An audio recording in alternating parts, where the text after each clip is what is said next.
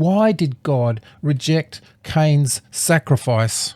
And reading about the story, it seems like God is way more interested in a Sunday roast than a fruit salad. And by the end of this video, you'll have a better understanding of this story. And also you might be into a fruit salad as well. Now, if you're just beginning or you've always been trying to understand the Bible, my name's Craig and this is Morning Star Life, where we are discovering the Bible for today. Like and subscribe and you'll hear more of this. But if you really want to support me so I can do more of these videos, then buy me a coffee. There's a link in the description. Now, there is the story of Cain and Abel in Genesis 4, and it feels like God has got it in for Cain. And right off the bat, he rejects his sacrifice of fruit. Now, Abel, his brother, is looking after sheep, and it seems like this is the perfect sacrifice. This is the perfect thing that God wants. But what about fruit? I mean, God gave him the job of Cain the fruiterer, and well, that's his job. And if we go from Genesis 4:4 in this story, where Abel has given his offering, the Lord looked upon favor on Abel and his offering. But on Cain and his offering, he did not look on with favor. So Cain was very angry and his face was downcast. Why? Both of them had jobs and they offered things from their job. There is a significant difference. This has been at the bottom of the fridge for over a month. And if my wife asked me if she was hungry and I grabbed this and said, "Here, have this," I don't think she would be very happy. But if I had planted the tree, I had cultivated, I had fertilized it, I have watered it for years.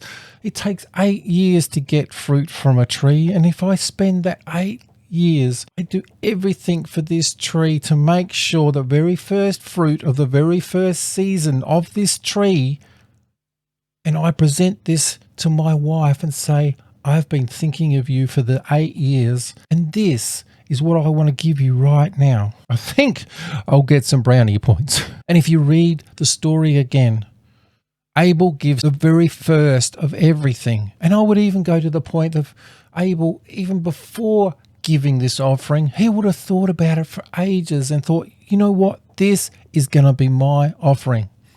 But then you read Cain's offering and it says off the ground. Now, it could be that he works fruit from the ground and he got fruit from the ground. I mean, think about that.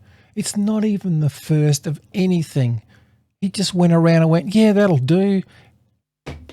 That's it. Oh, look, there's a blemish there. Well, that will still do.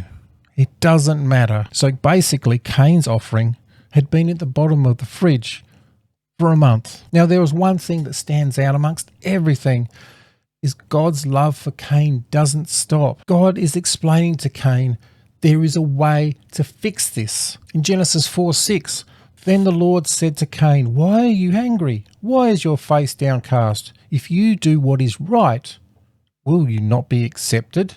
But if you do not do what is right, sin is crouching at your door. It desires to have you, but you must overcome it." God is caring. God is loving. He is saying there is a way out. Cain, you've got this. But then he doesn't choose that. It was such a simple step. He could have just gone, "Well, next season, I'm getting the first fruits." That would have been it. End of story. But of course, as you know, Cain kills his brother. And in Genesis 4:10, the Lord says, "What have you done? Listen, your brother's blood cries out to me from the ground. Now you are under a curse."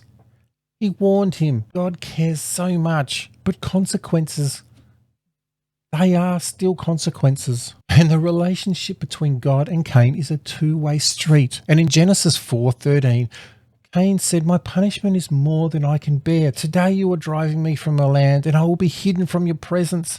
I will be restless, wandering upon the earth, and whoever finds me will kill me." And then the Lord says, "Not so. Anyone who kills Cain will suffer vengeance 7 times over." Then the Lord put a mark on Cain so no one who found him would kill him. He still gave Cain his love. God still had his back. But things could not be the same. And the thing is, all God asked for was to love God with all of your heart, with all of your strength, and to love others as yourself. And I have found the best way to get the most out of the Bible is to apply the SPEC method. What is the SPEC method? Well, it's in this video. And by the end of it, you'll not only know more about what God has for you, but you'll have AI.